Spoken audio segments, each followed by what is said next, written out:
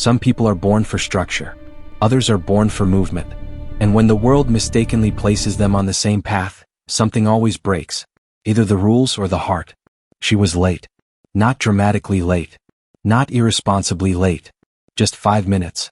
5 minutes that somehow followed her everywhere like a curse she could never shake. Maya Alvarez ran across the courthouse plaza with a canvas tote bag slung over her shoulder, its strap digging into her collarbone as it bounced wildly with every step. Inside the bag lived an entire universe: scripts, crayons, half-empty water bottles, folded permission slips, cough drops, emergency snacks, and at least 3 things she had lost weeks ago but never truly let go of. Behind her, 12 children trailed like an excited storm. "Miss Maya, wait. My shoe is untied." He pushed me. "Do judges live here?" Maya turned while walking backward, hands raised in mock surrender, laughing even as panic flickered behind her eyes. "Okay, stop. Everyone breathe. 1, 2, no, Mateo, not that kind of breathing." She checked her watch. 5 minutes late. Again. Perfect. Across the plaza, the courthouse rose like a stone monument to seriousness. Gray walls. Tall pillars. Windows that reflected the sky without revealing anything inside. It was the kind of building that made people stand straighter without realizing why. Maya swallowed and adjusted the thin scarf around her neck, bright yellow, hand-dyed, slightly frayed at the edges. A gift from her grandmother. One of many scarves she collected the way other people collected memories. She didn't notice the black sedan pulling up at the opposite end of the plaza. Inside that car sat Judge Alexander Hale. 40 years old. Never late. Never careless. Never unprepared. His schedule was organized down to the minute, his files arranged by color-coded priority, his life built on orders so precise that chaos didn't dare knock. The driver opened the door. Alexander stepped out. Tailored dark suit. Crisp white shirt. Shoes polished to a mirror shine. His presence alone shifted the energy of the space around him. Lawyers feared him. Colleagues respected him. Defendants rarely looked him in the eye. He climbed the courthouse steps without breaking stride. That was when chaos quite literally collided with him. Maya stepped back, turning to calm a child mid-argument, and crashed directly into a security officer escorting Judge Hale's arrival. The impact jolted her bag loose. The tote flew open. Everything spilled. Crayons scattered across marble tiles. Papers fluttered like startled birds.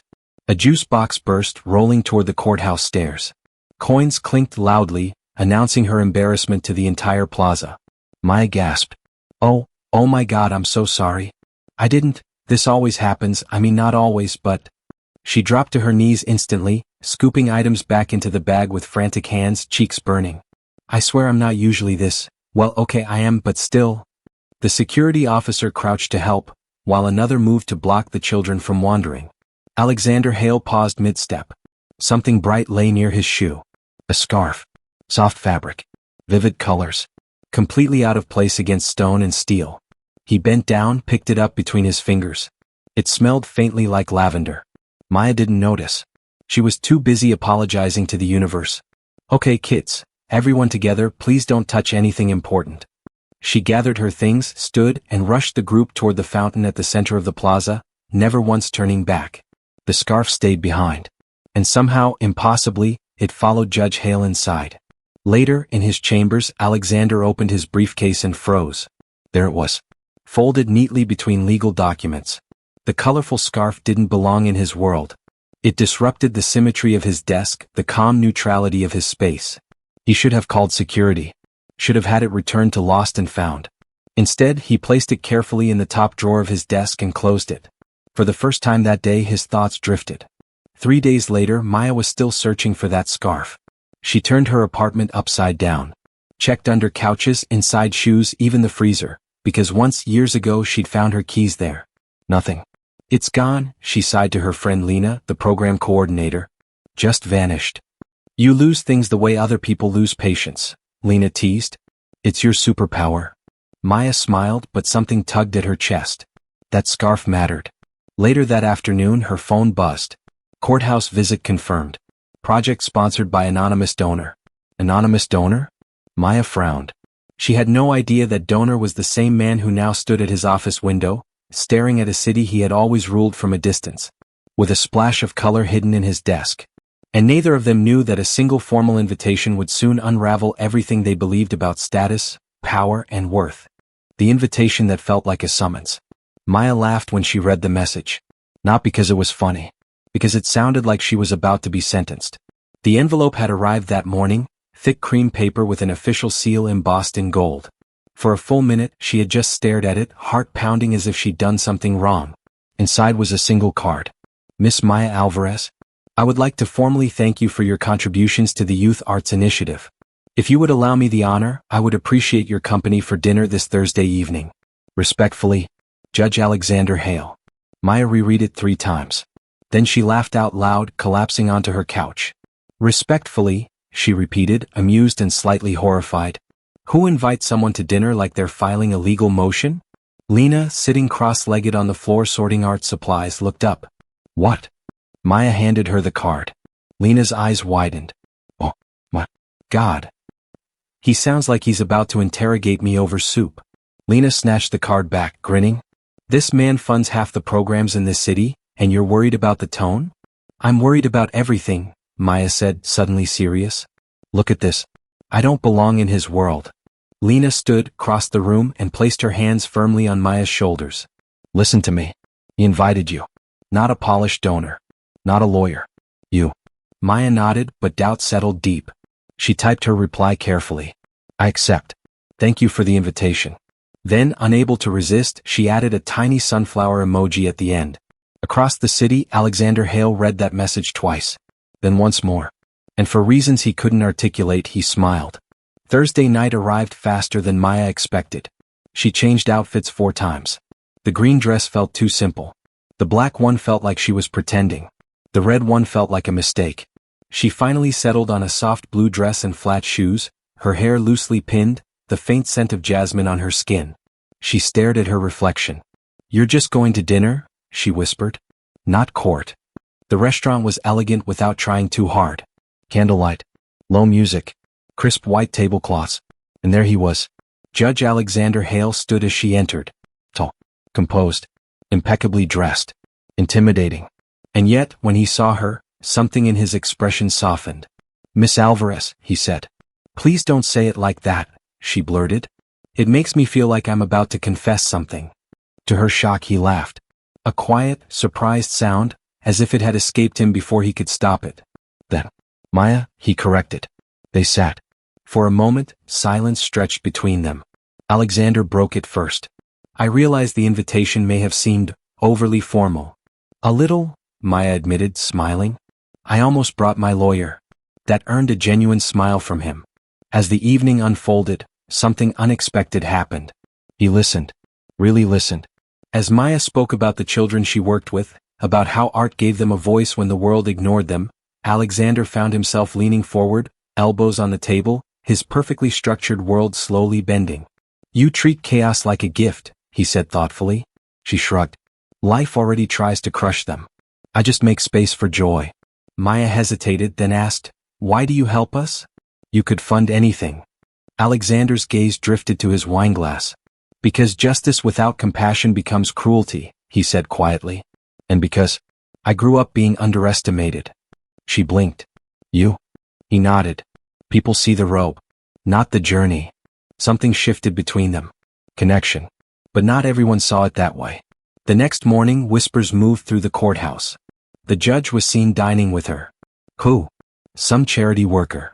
Interesting. By Monday, Maya felt the change. Emails unanswered. A venue suddenly unavailable. A funding review delayed pending reassessment. Lena slammed her laptop shut. This isn't a coincidence. Maya's stomach dropped. You think? I think some people don't like seeing you at his table. That afternoon, Maya was called into a courthouse meeting. No explanation. No context. She sat in a cold conference room as 3 administrators flipped through files like she wasn't there. One of them finally spoke. We're reviewing your program's eligibility. Maya's voice shook. Why? Concerns have been raised. What concerns? They exchanged looks. Professional boundaries. Maya understood immediately.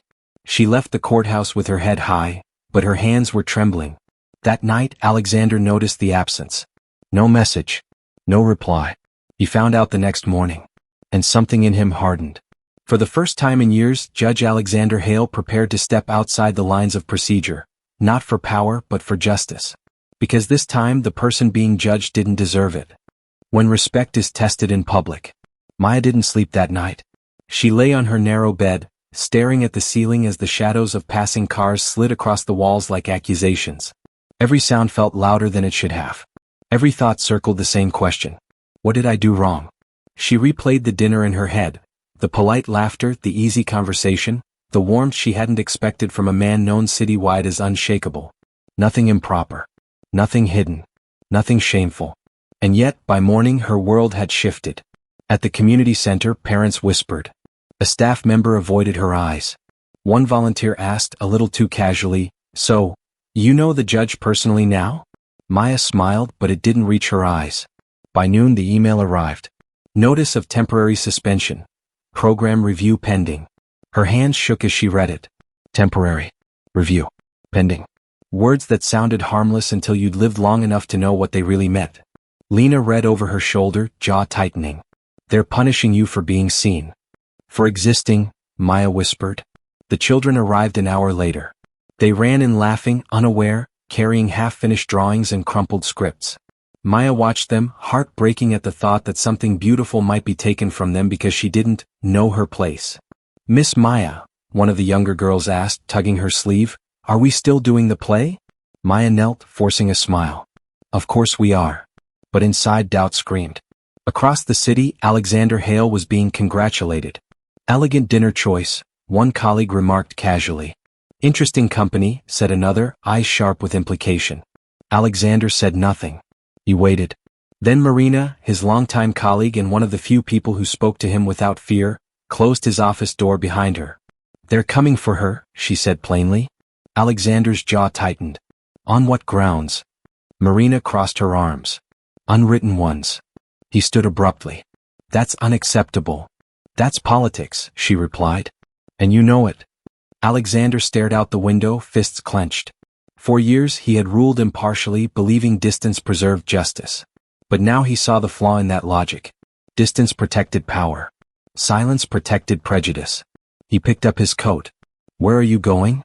Marina asked. "To court," he said. "But not the kind with benches." The review hearing was scheduled for Friday afternoon. Maya arrived early, clutching a folder filled with letters from parents, drawings from children, testimonials from teachers. Evidence of worth, as if worth should need proof. She sat alone at the long table. Across from her, 3 officials whispered among themselves. Their expressions were neutral, but their eyes weren't. The room filled slowly, administrators, observers, a few journalists who smelled quiet scandal. Then the door opened. A hush fell. Judge Alexander Hale walked in. Not in his robe. Not behind a bench. Just a man in a dark suit walking toward her. Maya's breath caught. He took the seat beside her. Every head in the room turned. The chairwoman cleared her throat. "Judge Hale, this review." "I am aware," he said calmly. "And I am here as a citizen." A murmur rippled through the room. Maya stared at him, eyes wide. "You didn't have to." "Yes," he said softly without looking at her. "I did." The chairwoman hesitated. "This review concerns potential conflicts of interest." Alexander nodded. "Then allow me to clarify." He stood. "For over a year, I have anonymously funded this program because it transforms lives. Miss Alvarez was chosen not because she benefits me, but because she benefits children society often overlooks." He paused, letting the silence stretch. "Any suggestion that her integrity is compromised because she accepted a dinner invitation says far more about our assumptions than her character." One official shifted uncomfortably. Alexander continued, voice steady but charged with quiet force. "If we punish kindness because it crosses social boundaries, then justice becomes selective. And if we silence women because their presence makes powerful people uncomfortable, then this institution has failed its purpose." Maya felt tears well, unbidden. He turned to her then, eyes warm. "You are not on trial here." The chairwoman swallowed. "Judge Hale, your involvement complicates." "No," he interrupted gently. "Your prejudice does." Silence. Heavy. Absolute. Finally, the chairwoman sighed. "The suspension is lifted." A breath Maya hadn't realized she was holding escaped her. But Alexander wasn't finished. "I will also be making my support public," he added. "Transparency ends speculation." Gasp. Cameras clicked. Maya looked up at him, stunned. He met her gaze and gave the smallest nod. Respect. Outside, reporters swarmed. Questions flew. Alexander answered one. I didn't step in because she needed saving, he said. I stepped in because she deserved fairness. Maya stood beside him, spine straight.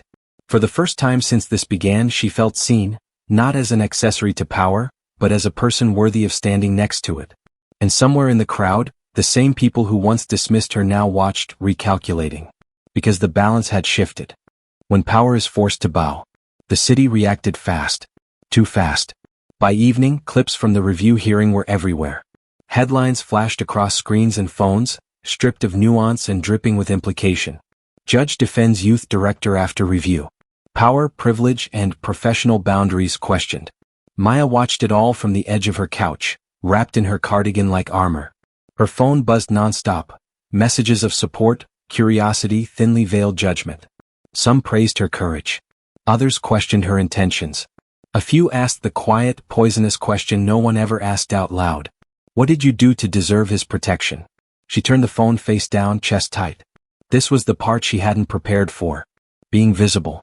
Across the city, Alexander Hale sat in his office long after sunset, hands folded, jaw tight. His inbox was full too, formal warnings disguised as concern, polite reminders about optics, invitations suddenly rescinded. Power did not like being challenged. Especially not when it was exposed. Marina leaned against his doorframe. You just became inconvenient. He nodded. Good. She studied him. You know this won't end quietly. I'm counting on it. The next test came 3 days later. A high-profile civic gala. Mandatory attendance. Media present. Maya wasn't planning to go. She stood in her apartment staring at the invitation, heart pounding. They want you there, Lena said, zipping her own jacket. Which means they want to see if you shrink. I don't belong there, Maya whispered. Lena turned fierce. You belong wherever your work has meaning. Still, Maya hesitated, until another envelope arrived. Same thick paper. Same seal. Inside, a handwritten note. I will be there. I hope you will be too. Alexander. Something settled inside her. That night, the gala shimmered with polished smiles and silent judgments. Glass chandeliers. Tailored suits. Dresses that whispered money. Maya entered alone. She wore a simple dark dress, her grandmother's scarf draped softly around her shoulders. She stood taller than she felt, chin lifted. Eyes followed her. Some curious, some dismissive, some sharp with recognition. She heard it. There she is. That's her. She's brave, I'll give her that. Then Alexander arrived. And everything shifted. He didn't scan the room. Didn't greet the donors first. He walked straight to her. The message was unmistakable. Conversation stalled. Glances sharpened. Power recalculated. He offered his arm. Maya hesitated for a heartbeat, then took it. They moved through the room together. And that was when the instant karma arrived. The chairwoman from the review approached, smile tight. Miss Alvarez, she said coolly. Enjoying the attention? Maya met her gaze calmly. I'm enjoying the cause. Alexander spoke, voice even. Actually, she's the reason we're expanding funding citywide. The woman blinked. Expanding? Yes, he continued. Her program has been selected as the model. A ripple moved through the crowd. The chairwoman's smile faltered. I wasn't aware. Alexander nodded. You are now. Nearby donors leaned in. Reporters adjusted microphones. Suddenly, the room saw Maya differently. Not as a risk, but as value. People who had ignored her minutes earlier now smiled too brightly. Compliments flowed. Opportunities appeared. She felt it, the reversal. But instead of triumph, she felt something quieter. Clarity. Later, on the terrace overlooking the city, Maya finally exhaled. I didn't expect this, she admitted. Alexander looked at her. Neither did they. She studied him. You could have stayed silent. Yes, he said. But silence would have made me complicit. She smiled softly. You know they'll say you did this because of me. I did, he replied honestly. Because it was right. She laughed, shaky but real. For the first time since the invitation arrived, the weight lifted. Inside, the people who had underestimated her now watched from a distance, forced to swallow their assumptions. Because the woman they tried to humble had stood her ground. And power had bowed. Respect is not given by status but by truth. The city didn't forget quickly. 4 weeks after the gala, Maya's name appeared in places she had never imagined. Not because of scandal anymore, but because of impact. Interviews requested her insight. Schools asked for partnerships. Parents who once hesitated now lined up to enroll their children. The same system that had questioned her worth now celebrated her success. But Maya knew better. She understood how fragile approval could be when it was rooted in perception instead of principle. One afternoon after rehearsal, she sat alone in the empty community theater, the stage lights dimmed, the smell of paint and dust comforting in its familiarity. Children's laughter echoed faintly in her memory. Alexander found her there. He didn't announce himself. He never did anymore. "You disappeared," he said gently. She smiled without turning. "I needed to breathe somewhere that still feels real." He sat beside her on the edge of the stage, jacket folded neatly over his arm. No robe. No title. Just a man who had learned something important far too late in life.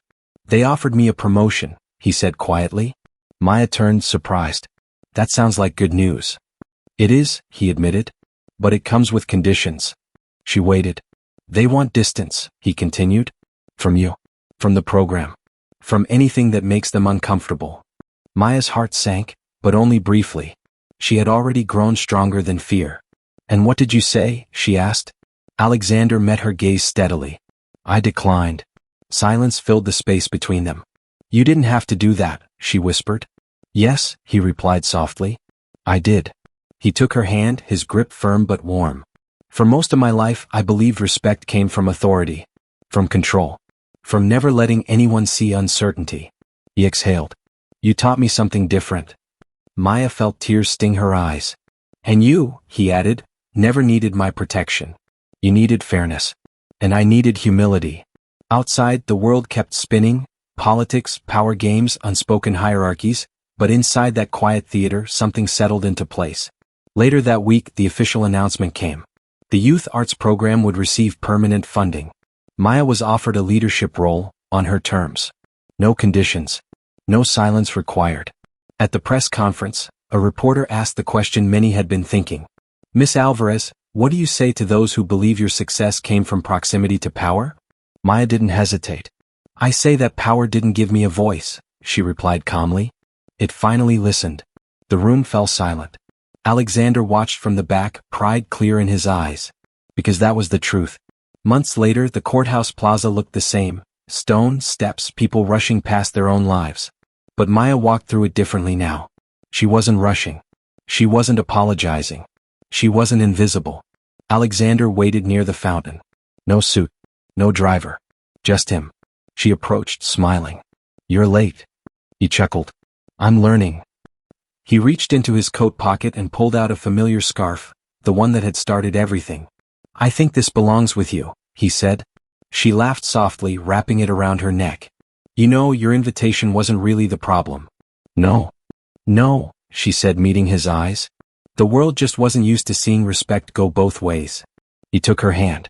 Together they walked away, not as judge and program director, not as power and permission, but as equals. And somewhere behind them, the system that once dismissed her had been forced to change. Not because of status, but because truth, once spoken, refuses to bow.